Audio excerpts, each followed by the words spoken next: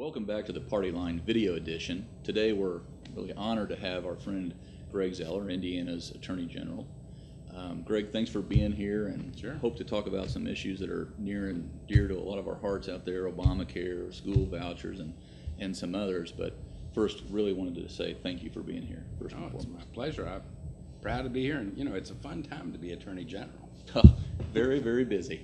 But let's start with the big enchilada, and you're kind of on the front line, so to speak, and representing the state of Indiana against this gross constitutional overreach, talking about Obamacare. Can you just get us up to date on where this case is right now and the other states that you're working with? Well, Eric, there's now 26 states that have joined in our case. It started down in Florida, where we won in federal district court. We went up to the 11th Circuit, a 3-member panel, actually 2 Democrats and a Republican, and we won there just 2 weeks ago. What this really means is that we're queued up to go to the Supreme Court. The way it's structurally set is that the federal government, the Justice Department, would have to request, which they're unlikely to do, trying to stall it out past the election. But there are opportunities for us as the prevailing party. We lost on 2 subjects, so there may be an opportunity for us to seek certiorari. So it should be, and I tell people that we can expect this case to go to the Supreme Court either in 12, right before the election, or at worst, sometime in 2013. But the individual mandate, the requirement that the federal government would have every one of us buy a commercial product for the first time in our country's history, this time in the form of health insurance. But that individual mandate doesn't trigger until 2014, so well before this requirement, this new you must purchase. From where I grew up in New Albany, the people in Floyd County and the Floyd Knobs, they tell me it's not a constitutional right. It's your God-given right to be left alone. Right. So it's really been the bridge too far, but it's helped focus on other areas of federal government's overreach, exceeding their enumerated powers, the very limited powers they were given in the Constitution. For us common folk or laymen who don't hold law degrees, who determines that, or who and how is the timing of this case determined? You said either 12 or 13. What has to occur for us to know when it will be? Well, it's really up to the Supreme Court. There's a case out of one of the circuits that's already in front of the Supreme Court. The case that we have is eligible to be brought up from the 11th Circuit. The case in Virginia will soon be eligible. So it really is up to the Supreme Court when they feel like the question is ripe and it's able to be decided once and for all, which I think, I want to point out, this is not because I voted yes or no on the bill. It's not even political. Right. This is really the states who've joined together to say somebody needs to check. The checks and balances require that somebody ask the question, does the Congress have this authority? Right. Transitioning back to the state front, can you comment on or get us up to speed on the Marion County judge just recently denied an injunction regarding the school vouchers, and really it comes down to parents having the choice of where to send their children to school. Where are we at on that front? Well, it's really a historic new education reform bill that Superintendent Public Instruction Tony Bennett and the governor has championed. But it moves Indiana into kind of the leadership position. Now, it was modeled after some of the earlier cases that have already been in front of the Supreme Court. So the Milwaukee example is, I think, where this was modeled. But in this case, the challenge was not to the U.S. Supreme Court level, so it's not a U.S. constitutional challenge. That's already been asked and answered. It's constitutional. They've asked whether it might violate the Indiana Constitution, so it's headed probably to the Indiana Supreme Court. But I think the judges, the district or the local judges' order really was very clear that this is not a violation, that it empowers the parents' choice, and it doesn't really go to fund a religious education. The religious schools, the parochial schools, the Catholic schools particularly, have been a very strong education, and people may well choose that. But any other choices, I mean, if we had other choices available, people could use these vouchers for any of those. So I don't think it's really going to be seen as a violation of that church state or supporting the religious institutions. To the casual reader of the newspaper, we see your name in there often, and it just seems like a lot of these issues that your office is dealing with really revolve around the concept of federalism. Is that true, or am I misreading that? No, I think that's right. There's, and that's why I say it's a fun time to be Attorney General. Yeah. The number of people that come up that have that pocket Constitution that say, where is this in the Constitution? There's a rebirth of our interest in our founding documents. What's going on with these challenges, which I tell people, they shouldn't look at it fearfully. This should be celebrated, the fact that we challenge the federal government. If they have this authority, let's make sure. Somebody has to check the checks and balances. If we get sued, whether it's vouchers or defunding of Planned Parenthood, immigration, all these things are, I think, respectful challenges. They may have a political point, but they're challenging whether the state has this authority. I'm proud to defend it and think we'll come out ahead, but it also proves up. Don't trust government. Challenge. Somebody needs to step up and make sure they have the authority they claim. So nothing new there, right? Since No, the founding of the country. There's more of it, and I think, again, I tell people they ought to celebrate these challenges, because keeping government in its place and within its authority is how we have the freedoms and liberties that we all enjoy. Right. Once government exceeds their authority, it comes at the expense of your personal liberty. Right. Another area where you're very popular, speaking from my own household and everyone I talk to, but when people think of the Attorney General, they think of 4 words: do not call list. Is there more than one list? How many people are members of that, or do you know off the top of your head? I do.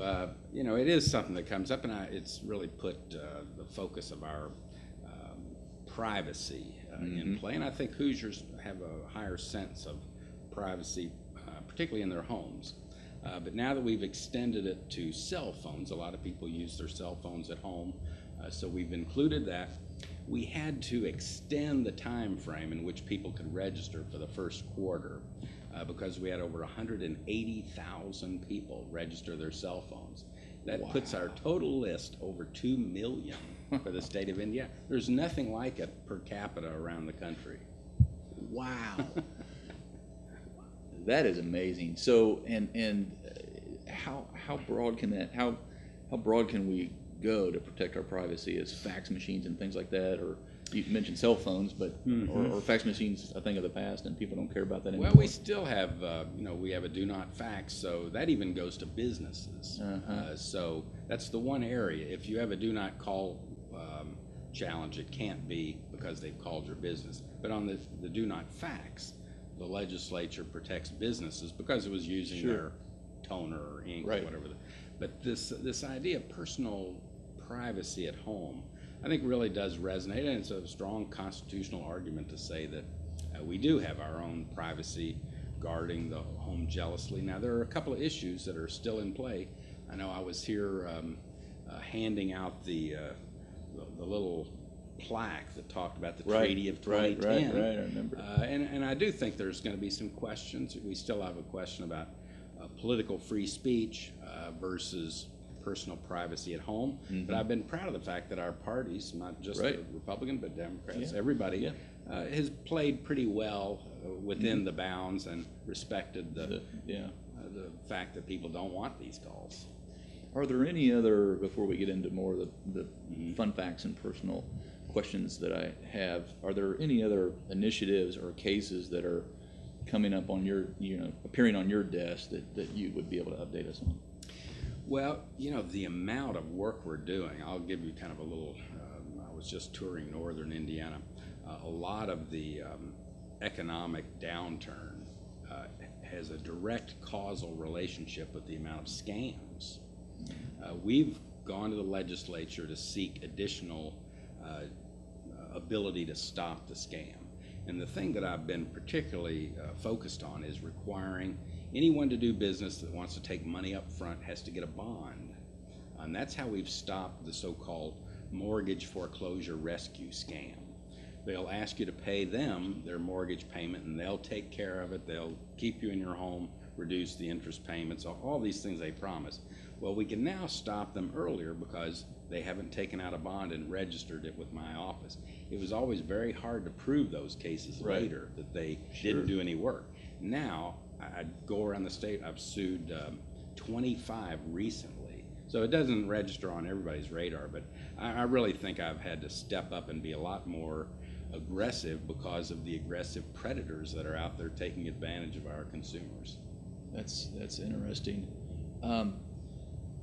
Moving on into a few quick questions about you, Greg Zoeller. What makes you a Republican, or when did you first decide that you would be a Republican? Well, I'll say growing up in New Albany back in the day, I don't think I met a Republican until I went to Purdue. That's really why I asked. Well, and you see Fuzzy and some of the Zellers that are still not, I don't know that I'd call them steeped in our Republican tradition, let's say. I went off from law school and worked for Quayle, and this was, I mean, if you remember back in the early 80s, I was listening to Ronald Reagan's clarion call that really warned against the growth of the federal government, and he was talking in, his classic language of kill the federal beast. So, that's a very, I mean, on the one hand, it's almost libertarian that you've got to keep government small so that we keep our personal liberties robust. So that's, I think that's what really got me focused, working for Quayle, obviously. But I think what I've always boiled it down to, the difference between Republicans and Democrats, is a basic trust in government by the Democrats. They really do, and I'll give them credit, they probably, well-meaning, they always think the government can fix things. If we have a welfare program that will pay for unwed births, now if the father comes to live, or if you get married, you get cut off. All these things that they really thought that government could fix things. And Republicans, I think the conservative side of it is that we really have a distrust that government is going to fix things. They have a role to play. But if you try to manage things by looking to government, you're a Democrat. If you really look to individuals and our own responsibility to one another, the business community and all of the other engines of our society, and government does play a role. I mean, it's got to play a role in a constructive way and not, let's say, injure the engines that are going. Don't throw any sand in the gas tank. So I think that's the difference that I see, and why I'm still proud to be a Republican. I was going to ask you about a hobby, and you mentioned Fuzzy Zoeller. This Fuzzy Zoeller, of course, someone who is related to Greg Zoeller, and also a pretty good golfer. And I know you have don't want to miss this opportunity to plug a September 10th golf outing with Fuzzy and you. Very good. Very good. But is there any other hobby that you would share with our viewers, or Well, fun fact about you that we might not know? I was up in Fort Wayne where one of the editors at the Journal-Gazette had found out that I'd boxed when I was young. So I was showing him, the broken nose and all the things that are attributes of a mediocre boxer. It'd have been better if I was a mediocre tennis player. Right. Mediocre boxer means that you're usually on the canvas half the time. But currently, I'll say my passion is fly fishing. My father was a fly fisherman. I grew up in the lakes and streams and rivers down in southern Indiana. He was left-handed, so when he was in the boat, it was great because he was left-handed, I'm right-handed, so we were a perfect match. I've taught my children to fly fish, so I continue to pursue my passion. In fact, going back to Fuzzy, I told him that when he got tired of all this golf stuff and he wanted to go into professional bass fishing, I'm going to quit this whole legal stuff and I'll be the straight man. That's on great. His show. That's great. Kind of his caddy maybe in fishing. Last question, who do you most admire? It could be in politics or not. Well, in politics, I will say, and having spent almost 10 years with Quayle in the Senate and the White House, that character that he demonstrated, that, I mean, he was heralded as this young, upward, he was a shooting star of the Republican Party that everybody thought was the greatest thing since sliced bread. Mm-hmm. One day he's down and they're kicking him for, anything they could find to throw.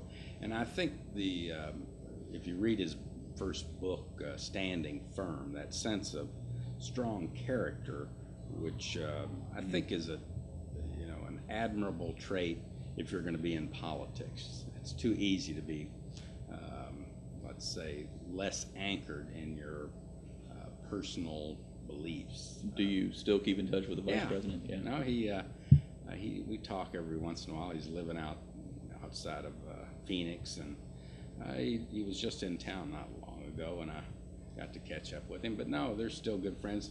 He and Marilyn, I kid him that the whole experience with him was a much better memory than it was an experience.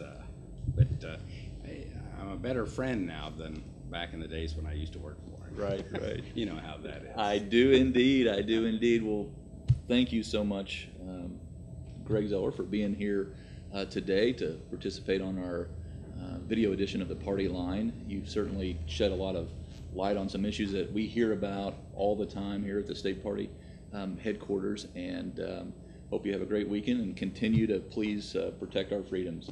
Well, and let me know what I can do for the party at the state level, or anybody watching that knows how I can serve our local organizations. I'm here to serve. Thank you so much.